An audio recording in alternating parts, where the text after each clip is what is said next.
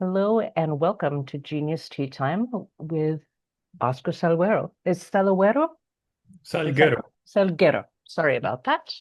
Um, Thank you so much for joining us. This is wonderful. I'm really glad. Yeah, thank you so much for the invitation. I'm very happy to finally meet Yes, and this is yeah, have a nice conversation. absolutely. Um, Oscar Salguero is Guerra is an independent curator and researcher based in Queens, New York, and the founder of Interspecies Library, which is the first archive of artist books exploring alternative interspecies futures.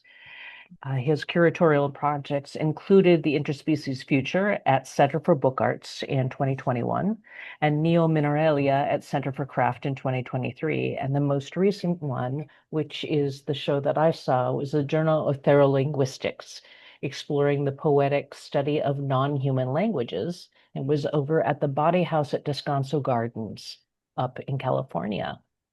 And we wanted to shine a light on the Wild Bird Fund in New York City. Do you want to talk a little bit about what that is and what they're doing with birds in New York? Yeah, absolutely. They are nonprofit and they are a wildlife rehabilitation center. So they treat injured birds. People they have an open line and they are in the Upper West Side, I believe. So people can bring injured birds for care and rehabilitation or if they're sick or orphaned. Um, yeah, so they're a wonderful initiative and a wonderful nonprofit, and I thought I would love to highlight that. That's really amazing. And I'm assuming that that's a real problem there, especially with birds running into the windows and the big buildings and whatnot. Yes. How did you find out about them? From experience, I noticed that sometimes if I see like a sick bird, I would notice people approaching it and then dialing this space, and then just from from walking on the street and seeing that, and then one time it happened where I was walking with my wife and we saw a bird that it seemed to be struggling, and then we thought maybe it was fine because it was by the tree, and then we kept walking, and then we felt like, oh, maybe we should look it up, maybe there's actually a place for that. So we looked it up, came back to the place, and it was no longer there. So I think somebody took the bird. So then that's how I kind of like heard about it and realized that, oh, it's a thing, and New Yorkers, it's one of those things that a lot of New Yorkers know by experience because like they meet someone and tell them, oh, you should reach out the Wild Bird Fund. Either they've done it or they know people who've done it, and yeah, it's one of those like fantastic places that just you're glad in a way that they exist, and so uh, It's a wonderful thing. yes, I'm yeah, so glad that first off that they're there and that you're able to get some help for the birds all over. That is yeah, really rad. yeah. So, I one of the things that I loved about your exhibit was the idea of therolinguistics and the Ursula K. LeGuin with the imagined study of language, of feral language, Yeah. and what. But of course, so many of the things around us are having conversations. They're just not human conversations. Hmm. What got you excited about that idea? Yeah, like a lot of people who, the more you get into the subject of studying our relationship with other species, the more you are questioning that idea of, we see them from our lens, obviously, and we are always trying to understand them on our terms because that's the Hmm. only world that we perceive and understand. But increasingly, I had this this feeling that that's not enough, right? That's a very limited way of approaching relationship with other species, other companions. So yeah, I found out about that that small story, that short story by Ursula Le Guin a few years ago, and immediately grabbed me, the concept of theolinguistics. Oh, there are other languages, there are other ways of communication, waiting to, not necessarily waiting to be perceived, but there are already out there. And that fact that there was not when she wrote it in 1974, there wasn't like a necessarily dedicated field of study for that, or at least from the perspective of the other species. I thought it was fantastic, that like a science fiction story can be so provocative in the 70s as to suggest that in the future that should be a normal thing. The premise was amazing for me. So therolinguistics, thero or thero, thero is a prefix from the Greek that stands for feral Mm, or wild. Um, but yeah, the concept, of course, we tend to think more about when we think of other species and their languages, we tend to go for the ones that are closest to us, like, mammals, mm, or animals that we live at home with, cats, dogs. But then in the same story, she basically introduces this, like it starts with ants, insects, moves on to penguins, then if finally starts talking about plants and even rocks. So I love how like already the initial premise is so provocative, just like even the language of other mammals, but then going so far as to explain um, that there are other languages in different time scales, like, the vegetable world. yeah, That was crazy to me. And then, I was hooked. I was like, I feel like there's artists out there that are like, trying to express the same thing. They're trying to you represent this impossibility in their works, but there's not a specific term for that. And linguistics was a perfect sort of term. Yeah. that's wonderful. So you've got the story and you are captivated by the idea. What made you decide to want to turn it into an exhibit and find other people to who fulfilled portions of that? Yeah, so I usually don't try to force a concept or an exhibition unless by chance something happens that where it makes sense to do it there. This was an open call. Um, I've been thinking about this subject for a while, for a few years, and then I had been contacting artists through Instagram, by email, whose practice I've been noticing just online or maybe from word of mouth, who were already doing things similar to this, like the language of beavers, the language of beetles, communication of trees. And yeah, so in my mind, and I remember specifically that the story suggests that there's a journal of the Association of Therolinguistics. So it assumes that it already exists. So I always love that, that idea of a journal already for this practice. And then I started in my head formulating this idea, oh, what if there's a collective generation of a journal?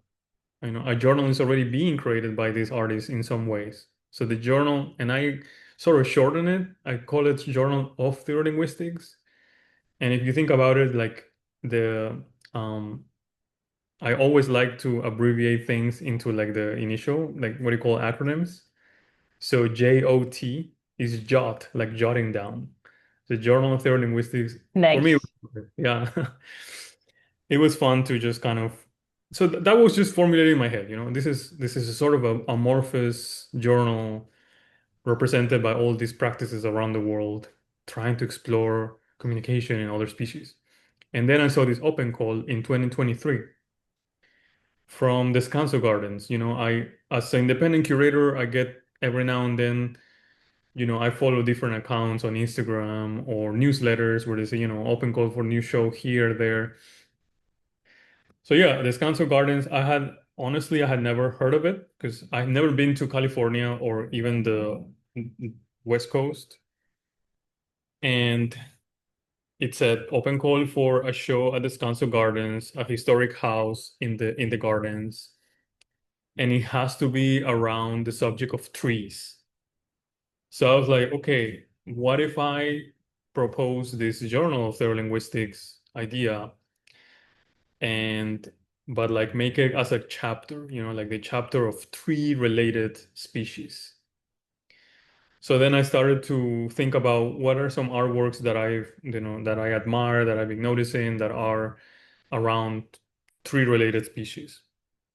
So I put together a selection of like five or so, submitted to them, and then later that year I was told I was selected. And I was so excited because I was like, okay, finally I can give this a shape. Hmm. And I like the challenge of not me initially picking the place, but like the place almost presenting itself. And then how can I adapt to this place? So in a way, if I believe that a journal of Linguistics doesn't have any format, even though it's called journal, it could technically be a physical printed journal, but it could also be an exhibition. It could be a film. It could be a series of lectures. It could be many things.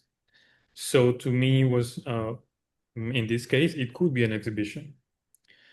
Yeah, so that was a challenge because first of all, I never got a chance to go there before the opening of the show. Oh, wow. Yeah, which that's a really difficult. Also because for a couple of for the first couple of years, there was not a lot of communication between. I think they were changing like team, like maybe the manager position was being it was transitioning. So I only started contact again with them in 2025. So like a Wow. year, a year before the show, and it was like really speeding through like that year. Yeah, that Wow. was yeah, that was kind of like the genesis of this show. And that's a lot too, to have like, okay, well, thanks. When will I hear from you again? I know, yeah, that was, and I think that happens. That happens sometimes, like, and it's also not a traditional place for art, I feel. It's not like a gallery, it's not like an art space. They are. Yeah. I mean, they have done, but it's an historic house and it's in all of these different rooms, as you know, and it's an odd kind of labyrinth even to get there. Yeah. Yes, I remember the first time I went there. Well, they took us with a little golf cart. Yes, That's a specific way to get all the way up there. And I got lost two times when I was like I believe it. taking a break and tried to go to the coffee shop. Yeah, so what else? Yeah, it's not a traditional art space or art gallery. It was actually a real house, and they made it into a gallery space. So there were a lot of difficulties. You cannot hang anything on the walls. You have to, because it's historical. You're not allowed to modify the walls or the ceiling, things like that, even the floor. Um, so yeah, and then also as I was doing the show. As I was preparing the show, I was also selecting new artworks, because then I had a better idea. They Mm. shared me a blueprint of the space, a lot of photos, video walkthrough. So I started to get a sense of the space. Yeah, I don't know if you want me to expand on that, or maybe you have other, Well, other. well, there was some certainly, just because that's always a challenge. But as you were saying before, that you're an independent curator, and so you've not been specifically associated with any one group. Um, is that something that you usually do? Send an idea, pitch an idea, or look at proposals online? Is that the kind of way you find your things? Yeah, definitely. A lot of my research is, it's all of it is independent and it's not really tied to a timeline. So, and sometimes most of them take me 2 to 3 years to just even formulate, because I do like to formulate ideas that are, um, in my opinion, like very well researched, and that is the result of dialogues, a multi-year dialogue with several artists, to express something that is sort of emerging, that is brewing, that is kind of germinating, it's ongoing. So yeah, I don't tend to do things that are retroactive or retrospective. I tend to work with things that are happening, and so the questions are still really open, and it helps to have some sort of a framework so that people, when they encounter them, there is some sort of um, landing, but then you're free to kind of immerse into it. My first show was what motivated the Interspecies Library, because it was a show at a Center for Book Arts. It's the Center for Book Arts is the oldest artist books and book arts space in the United States, and it's in New York. So here in the city. Wow. Yeah, and I've been attending different shows for years, and then it just so happens that I started to gather different documents and books created by different artists as well, exploring the subject of interspecies interactions, interspecies communication. And I proposed to them. Well, it was also an open call. It was another open call to present a show at the Center for Book Arts. And I was like, maybe this is a chance to create a sort of a survey of artist books that are doing this for the last 5 years. So that's what also like pushed me to, after the show, to start an archive of this type of materials. Yeah, so that was I adapted again to that space. It's a book space, books on a subject that was emerging. Yeah, that's usually my approach. There's not really like a bigger agenda than just letting things marinate, and then the opportunity presents itself, and I submit something very solid, like a package. Sounds Yeah. wonderful. I mean, and you really did have a package. It seemed like that you'd had people that you really had wanted to work with, that you'd known for a while. I'm presuming that I was also your print designer, because the print material as part of this was such a great through line for the entire experience of the exhibit. Yeah, so it helps a lot that my background is in industrial design. So yeah, I went to school for industrial design, and it was part of the architecture program at Virginia Tech. And yeah, that's what I learned. Most of the tools that I still use to this day, and it's really helpful as a curator because you get a sense of space. You understand the space architecturally. I usually make a 3D model actually in my computer of the space based on blueprints, so that I can sort of like get a feeling of the spatial qualities of a room, and how, if I have to create furniture or you know make some custom displays, I know more or less what's gonna look like. And the other thing, your other observation, yes, having a graphic designer that really understands the concept was critical. So I happen to be friends with an incredible graphic designer, Darius O from Singapore. And as soon as I was given the green light to do this show, I contacted Darius and I said, Darius, we have to work together.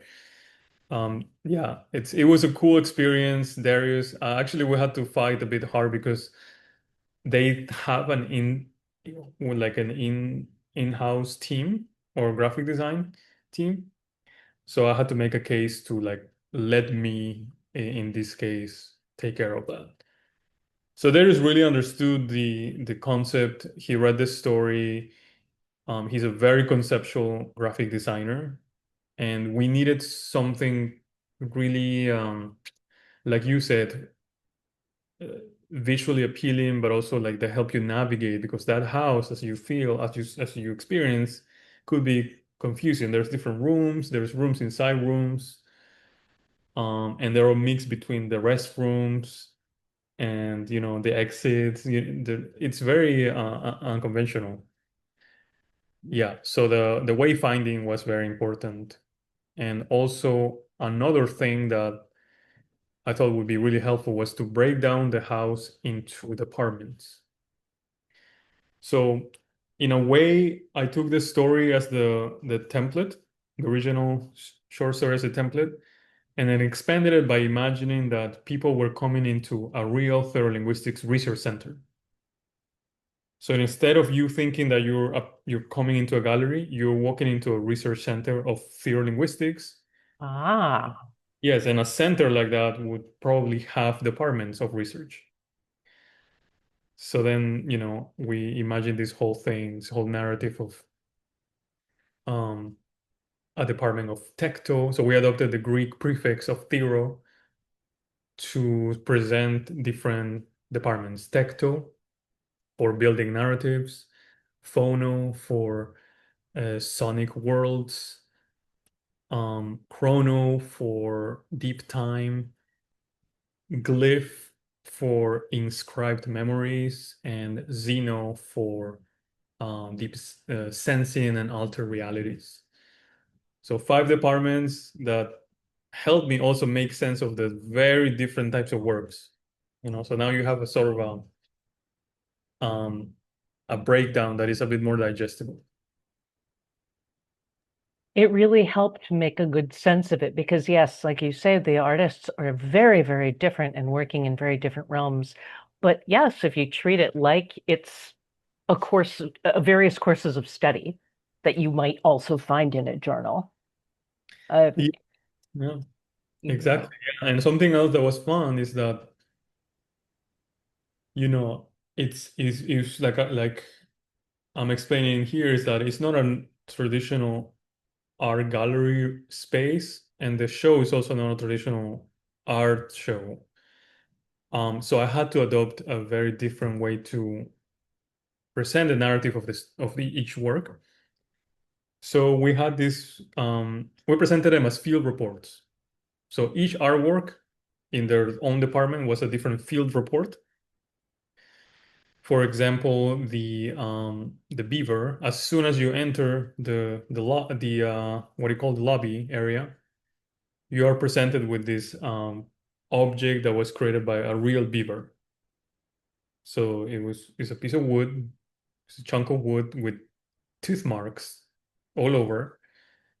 The artist from Chile found it. Actually, she found it in Pittsburgh, Pennsylvania, and she's kept it all these years. And she's created a whole narrative around this with one object that she calls the log, log, the log. So the log is this is fantastic material, this artifact that I wanted as soon as you enter, you're facing the log, And the log is the genesis of the whole narrative in which she's trying to imagine this rel- um the beaver as a world builder, and the log was created by a young beaver because you can tell by the tooth marks are smaller the with the incisors. Um, and then the color orange of that section is important because beavers have uh, the front teeth are all orange because they are covered in metal, in a iron, I think. Maybe I'm forgetting the exact metal, but they have an enamel, a metal enamel, which allows them to carve. and those are orange, which is crazy. I didn't know about that. I Googled it, I saw the photos. And so it made complete sense that the artist adopts this orange for her section. Oh, it's perfect. Yeah, so I think it's kind of like the perfect artwork to begin the Journal of Therolinguistics experience because it has all these elements of mystery and a material created by the non-human, and then the human, which in this case is an investigator, is trying to analyze from all these points and perspectives what is being developed here, what is this type of communication, what does this animal dream about, what is the experience of survival of this species that is considered an invasive species in different parts of the world, like in South America, for example. They were introduced in the 40s by the Argentinian government to create a sort of what do you call that, fur trade. Yeah, they wanted to create their own Really? market. Yeah. And so they introduced like 20 of these beavers to Tierra del Fuego. And of course, they're not from there, so they do what they know how to do. And then they were creating these bodies of water, and the trees were not used to being submerged in water, so the ecologies were disrupted. And then these beavers multiplied, crossed the borders to Chile, and they're all over the South America, and they're considered invasive species, and that is not their fault, but it's very much an issue there. So the artist, which Chilean, has a really interesting connection with these animals, and she's an immigrant here in the United States. So, you start to see all these um, more layers to each work than initially appear. So yeah, I think it was it's a beautiful first artwork to encounter, and also to realize that they're all presented as field reports, and the species, like in this case the beaver, are not treated as subjects of study, but they're treated as collaborators in this endeavor to expand concepts of language. I love that. I love that with all of the pieces in there and the idea of doing this a field report of what is that communication that they would have with each other. What is a beaver trying to tell another beaver, or how is it communicating with trees it's chewing? Because it's communicating in some way.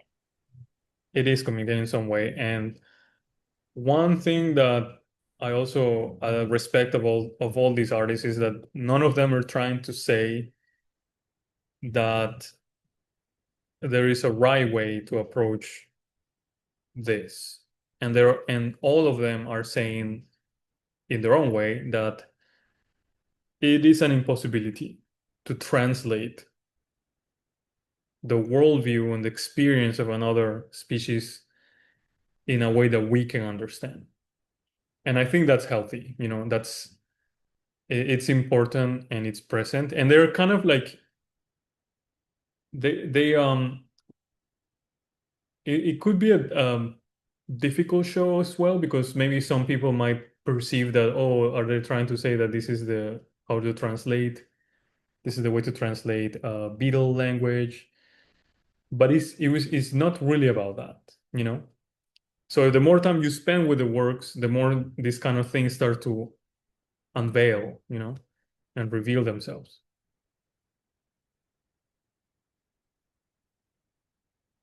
You're muted, sorry. There are a few things that came to mind when I was looking through that. First off, in the really that impossibility of how could we ever translate this, but trying to find a way to do so. There used to be something called Motel of the Mysteries. I don't know if you ever see it. It is, Yes, I know this one. but that one, but that idea of future worlds trying to interpret a motel room.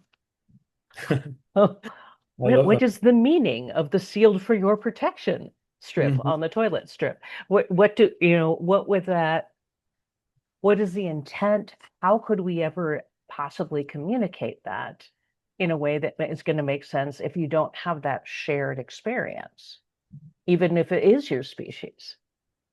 Yes, that's a good point. It reminds me of there is one passage of the original story, the original LeGuin story, the author of the Acacia seeds, where she says there's an editorial message from the president of the Association of Therolinguistics, and he's saying something along the lines of like, imagine that they would not well, how did he say it? Almost in retrospective, imagine that they wouldn't understand how dolphins communicate or the language of the vegetables, the zucchini. She's trying to. It's kind of a fun way. It's been a funny way to say that. How is it possible that like humans in the past didn't understand the complexity of these other languages? Like so she treats it as an obvious thing. Um, but yeah, the Motel of the Mystery is also I that's a really cool book. Kind of influential actually for me as well when I first encountered it. I grew up in Peru in South America. I never found that book in Spanish, but it was only when I came to the States, maybe I came at the age of 18, but maybe when I was already 20 or so, I came across that book in a library and I immediately got it. I immediately got the the irony, it is brilliant. It's really brilliant. Yeah, and also that concept of future investigators, future archaeologists. Yeah, it's definitely we're playing with that here as well with the therolinguistics, like these are linguists and that are facing the impossible, but they're trying. And I think trying is really important as well. Trying, it's what LeGuin calls noble failures. These are noble failures. So in a way, the show is full of noble failures. It's it's full of seven, it is comprised of seven noble failures, you know? Yeah, I really love that term that she expressed in the story, in the original story. It's beautiful. And I mean, isn't that really all the attempts at art and Yeah, philosophy? Aren't they really all of that, no matter what people call them? We're trying to express one way of seeing the world, one way of experiencing the world to other people who will not necessarily get it. But absolutely. Yeah, and that trying is so important, that attempt, that genuine attempt, that like that um yeah, authentic or genuine trying. and Yeah. with some of the artists, what were the things that specifically called to you for bringing them into the show? Um, Specifically, I try to bring together artists that had like very different approaches. So I was challenged by most of them, and that's what I enjoyed. Um, I mean, for example, I had never curated anything that has to do with gaming or games, but there is an artist who is local from LA, Alice Bucknell. I've long admired their work. I think it's really fascinating approach to, ecological imagination, using games and digital experiences to immerse yourself in worlds um, in a playful manner. I thought it was so really cool. So I contacted Alice. They have they had developed this game called Night Crawlers, which refers to basically the premise of the game is that you are in the Grand Palais. I forget. Yeah, it's in Paris. and it's supposed to be abandoned, and you are either a bat or a flower, and you're both trying to pollinate this space, this abandoned human structure. So in order to play this game, you need two players at the same time. You need two different players that are trying to communicate, and the flower is trying to attract the bat, and the bat is using echolocation to navigate the room or the space. The flower, I remember reading an interview that Alice had about the narrative, and they were saying how like most people think the bat is the more interesting character because you're flying around, you have more mobility, But the flower, they try to make the flower interesting. So the flower, when you are one flower, you're all the flowers because you have a communication underground. And there are signals that are moved underground. So it's almost like teleportation. You can peer everywhere because you're one and all, right? Mhm. So it was so cool. When I saw that, Alice sent me a demo, a video of a demo. I was like, this is amazing. So that was an interesting one that caught my attention as something that I would also imagine in the future a linguist would also might want to develop a simulation of what it's like to inhabit the perspective of a bat or a flower in order to continue to understand and take more notes. So yeah, that was really fun. Yeah, I mean, I can go over all the other ones, unless maybe you had one that like caught your attention particularly that I haven't mentioned. You're muted. Sorry. Nope, I thought I'd hit it. Sorry. Um, Yeah. no, I would actually, when I was there was a family and two children were playing with the video game and really, really enjoying it and trying to help each other get to the place. It was Yeah. it, it was it was a really lovely sort of act of cooperation.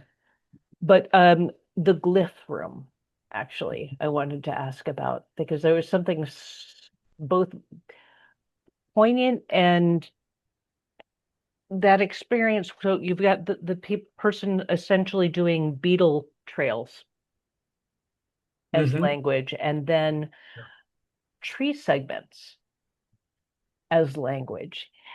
And just first off, I love the interaction that people were having with doing the stamp pads and trying to create their own forms of tree language as just Hmm.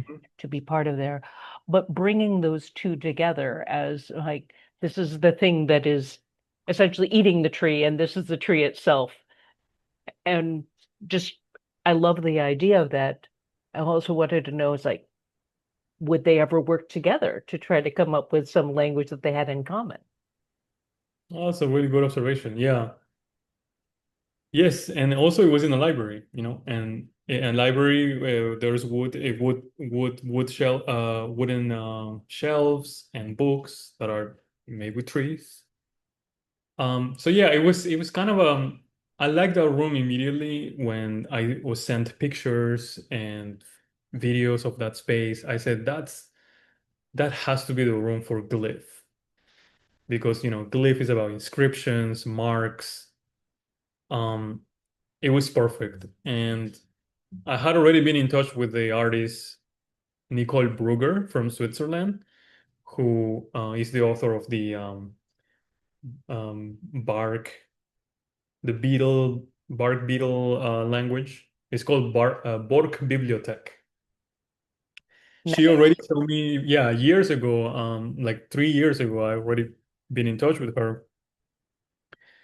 And I was fascinated how like it was literally like the linguistics story. It was somebody who's gathering pieces of wood in a forest in Switzerland and trying to understand what these little squiggly lines, carvings mean.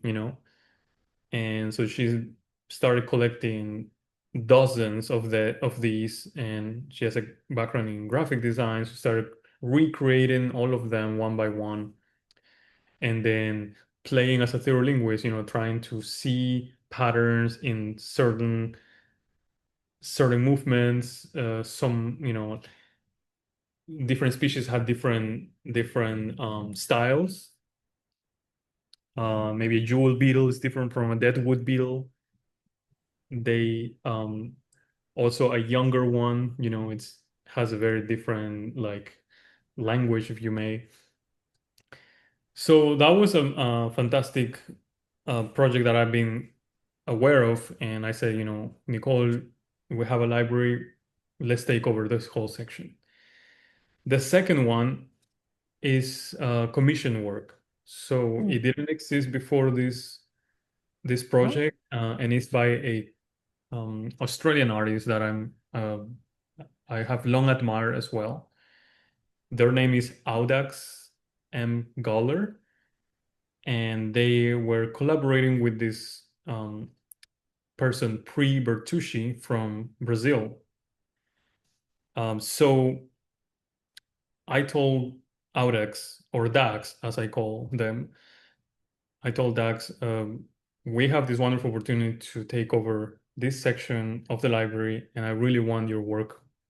Anything you can think of, this is your space.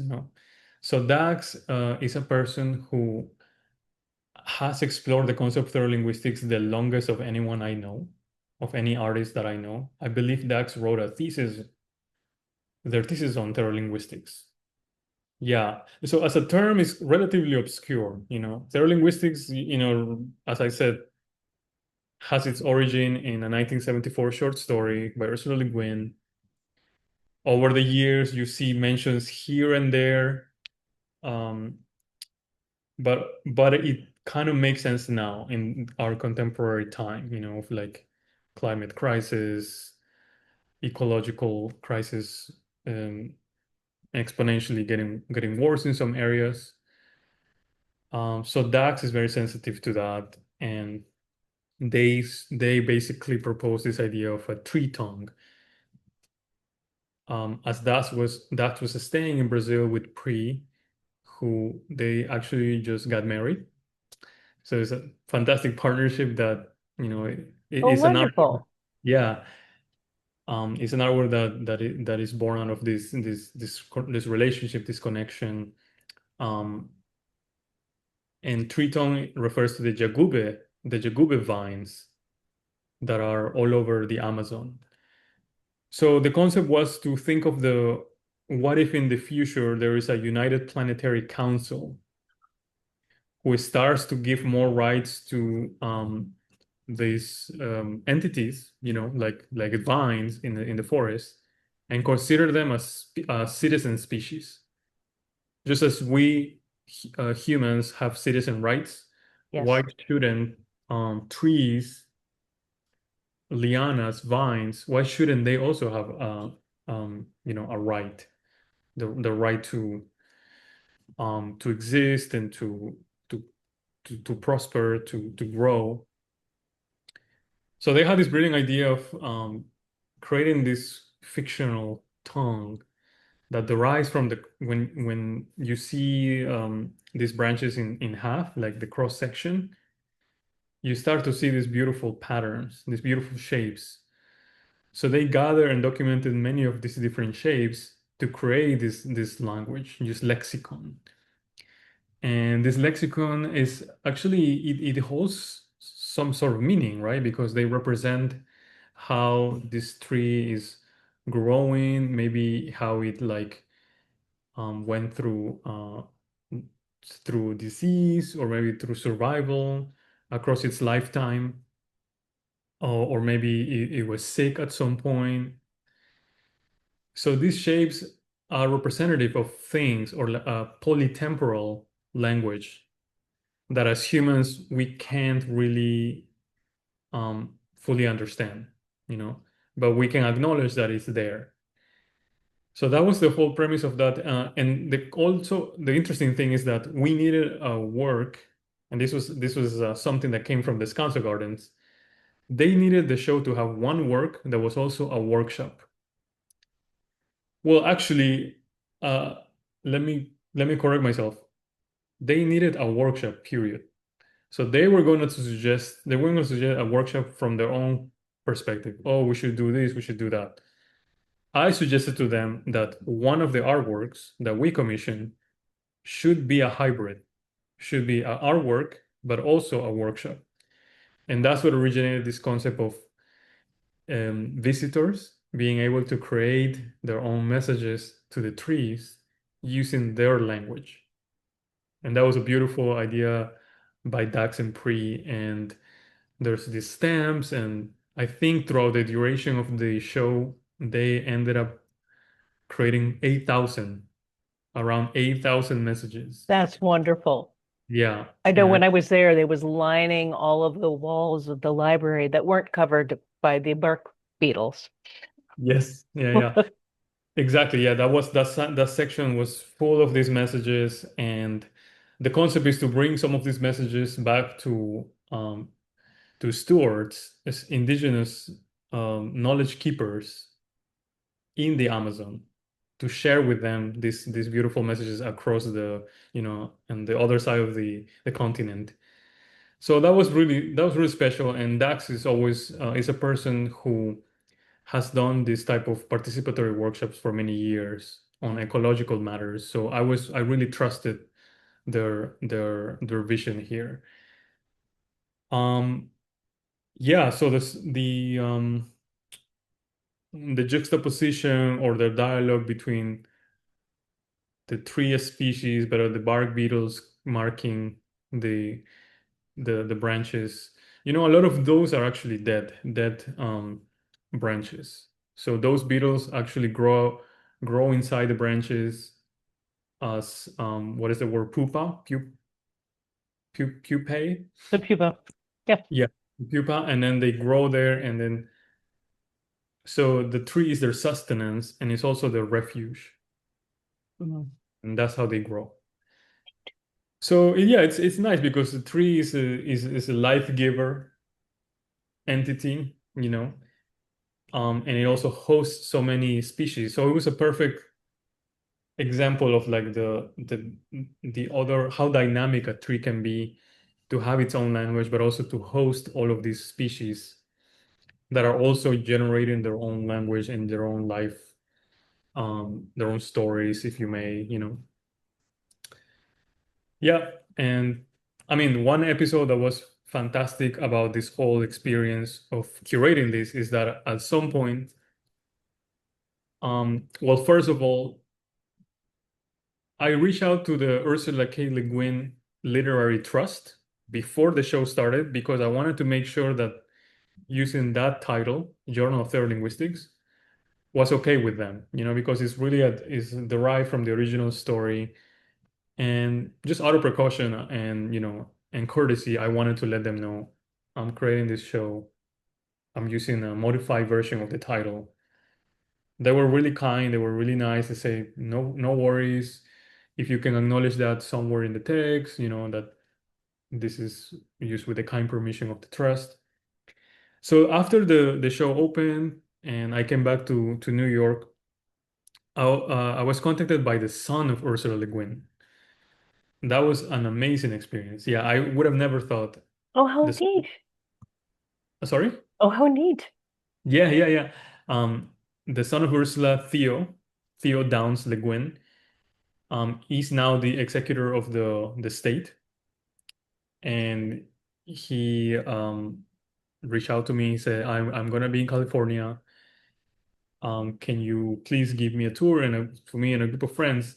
And of course, I think he thought I was a local curator, and I had to say yes. I had to take that trip back.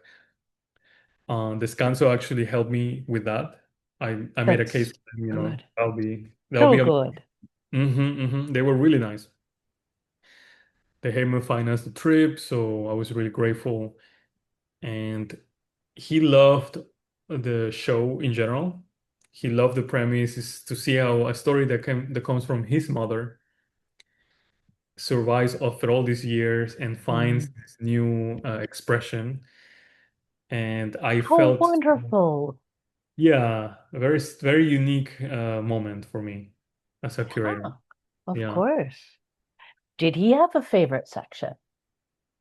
Yeah, I think uh, weirdly he liked a lot the typography of the show.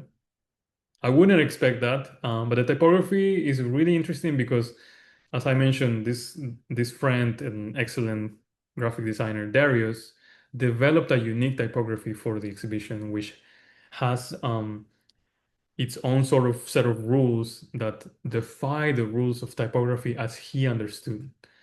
So he uses an opportunity to like see, basically each letter is born from the letter before. So there's a relatedness, the relatedness of the letter to the one before, that is hard to describe, but it's a beautiful concept, and it speaks to the show because the show is about less relativity and more relatedness. So less trying to translate, less more trying to relate, right? And so that was represented by the typography, and the son of Ursula, Theo, really felt that that was something special about typography. After that, he also loved the tree tongue section for the same reasons that you found it attractive, which is he saw people coming in different ages, kids, um, you know, all sorts of back people with all sorts of backgrounds just sitting there making stamps, writing a message, and he loved that that artwork has comes with a declaration. So it's a printed declaration expressing in various pages why this is now a reality, like citizens, trees as citizens. And I remember he loved one of the specific clauses. He was very excited about it. And he also wrote a message to with the three tongues. So I think he felt that one was really special. Oh, that's wonderful. Yeah, and something else I would say about the show that it really touched me is that I would not I would not have been able to anticipate how many people were coming because I'm used to like small Of um, course. galleries, but this is a botanical garden, so they get thousands of people on a single week. Oh, all the time. And Yeah. full families who are really enjoying it. I mean, I was seeing that while I was there, and they're just like excitedly trying to figure out what those things were. Yes, and I feel that that was really unique, and I think it would be hard to replicate that experience in other spaces. That it was truly multi-generational. I really felt that even though it made me think that there was a lot of entry points to these artworks, there is the conceptual layer, but then there's also the material layer, and there's also the like emotional layer. And a lot of the kids related to there's a artwork with birds, bird sounds, beautiful artwork by Lucio Arese from Italy, who is trying to create this way to map and represent birdsong in a way that is visual and almost sculptural. And it makes you see, like, I really think that when anyone who experiences that artwork will never think the same when they hear a bird song. They'll start to see that there's multiple layers architecturally, visually, dimensionally to just there's this sounds. So yeah, I saw a lot of kids really liking that one, loving the video game, the stamps, also the space with the blue room. Where the soil and the water are speaking to the trees. I Yes, love that. yeah, that was a special too. That's another commission. The second commission Oh, artwork to Paige Emery. Paige is a also local LA based artist who is an eco poet, performer, and artist. And yeah, I really felt that I needed I believe that was the last artwork that I added to the list internally for myself because it was the last um, expression that I needed to have in this show, and it was perfect. He's a local artist who works with poetry, who works with rituals, who works with um, deep listening, plants, um, more of ancestral type of knowledge and relationship to plants. And I needed to have that like to break the kind of like scientific and you know research perspective and challenge that as well with something that is much more in tune and attuned to ways of um, experiencing soil, water, as you were mentioning, that transcend traditional, um, field reports or writing about nature. I think that was like a really nice contrast to many of the other ones. And in my opinion, if there ever would be a Therolinguistics research center, it couldn't be complete without that type of perspective, perspective that is um, more ancestral, more poetic. Absolutely. There's something Robin Wall Kimmerer and Braiding Sweetgrass was talking about the idea of if the plants are your ancestors and what are they telling you? And they are telling you things by how you can tend to them. The soil is telling you how it works better when you tend to it. And that's our relationship that we can find a common language of how we build together. That's excellent. Yes, I resonate with that. Yeah. Uh, Yes, I mean, what else am I mentioning? Any other works? Yes, of course, we have also lichen grammar. I That, love that as well. Just what a lovely idea that, of course, it would have a grammar. yes, there's a grammar. It was also Was it also Robin Wall Kimmerer who said the um, lexicon of animacy or grammar of animacy? I think. Yeah. But this It idea might of a be. grammar, yeah, of a lichen grammar, also very intriguing one by Aiste from Lithuania. She's an architect, she was trained as an architect and suddenly started to realize, facing lichen in the city, in the forest, these organisms that are everywhere, that have been around for millions of years, that can survive radiation, being in outer space. They're such incredible organisms and so alien to us, in morphology, in the way they can be dormant for so many years. So she, as an architect, got really excited about this, learning more about these organisms, and has dedicated the last few years of her research to a lichen grammar. What is it like? How do they challenge the way we understand architecture? We understand bodies expanding, growing, um, and it's a beautiful also experiment and artwork. And I asked her to send me her sketches, her drawings of, you can see her like really trying to understand with the limitation of her her ways of like annotating, as a human, you can only do so much with drawings.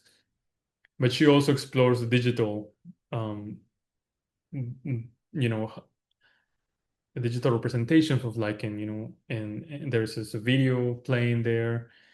There's a projection. So the room had to be dark. It had to be different. It had to make you feel like you're entering a different sense of time and space. Lichen, I think some of the oldest lichen still alive are 10,000 years old, and they're still alive among us. Wow. Yeah. So yeah, that room, we took it took us a long time. My wife, Benedict, she's always been helping me prepare my shows. She's a very loyal also friend and collaborator.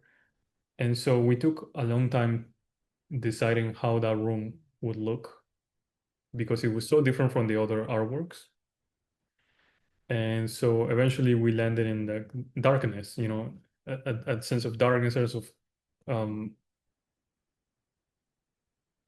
maybe more contemplation, I guess. Yeah. That makes perfect sense. And yeah, those the videos certainly, the video interpretations of the lichens just shone in that. They were shining forth from that in the darkened room. Yeah, and I mean, at some point, I even considered like blowing up the projection in the whole room, but you have to make decisions, but in the end, the concept of the video is also to try to immerse yourself in that scale of lichen.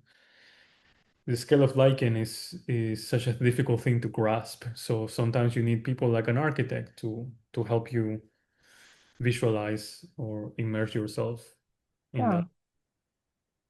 I think that was one of the other things that I really appreciated about the exhibit, but the idea of how different beings, and all of them are beings, are experiencing time and how Mm, what a different time scale that must be. Like for a beetle, what is that versus what it is for a tree versus what it is for a lichen or for the soil? How much memory do they have? Because plants have memory, hmm. absolutely. And Yeah. and is there even like a way for us to relate to how they experience it? I don't know if we can. Yes, I don't know if we can. And I think the fact that artists are trying to express that or even just giving it a shot is really interesting to me. And then this is what makes me very excited about these emerging works, this like ongoing works, is that they're trying to do the impossible and they're kind of unlocking things by trying these different things. It starts to awaken some things in maybe in some visitors and in myself, like I think another thing that I really appreciated about the show at the Descanso Gardens is that when after you walk in through all of these stations and then you head out, you are in the garden. So you are in a garden and you start to hear the real birds. Yes. No longer the recording, but this real birds are singing, the pollinators are moving around. Um, we have a friend, my wife and I have Aiden Koch, who is a wonderful illustrator. Mm. She runs the IFR, the Institute for Interspecies Art and Relations, which is sort of an artwork, but also a platform, a publisher, and it's based in California. She came to see the show. We didn't coincide, but she came to see it on her own time. And she told me her favorite time after seeing everything and like seeing kids playing with the artworks is when she went outside and there were woodpeckers, woodpeckers hiding acorns on the roof of the building. And she took a video. She sent me the video. It was so cool. It's like it's all. It's really no end to the to that exhibition. You're entering, you're coming out, and you're still in it. In fact, one of the things I made sure to write on the map of the space, the very last text, the very last message is to say, to continue, that now you're a therolinguist and you continue this outside in the Descanso Gardens where there's so many species, around. So many other conversations to have, So many other conversations. which I love. The whole idea of that. I think you really did a beautiful job with this. And to all of the artists. Thank them, please. I hope that you will find other ways to share new interspecies conversations. Thank you. Yes, me too. Yeah, I would love to have other options in the future. I kind of see it as a first step in this larger platform of therolinguistics. I'm hoping to produce a sort of a journal at some point.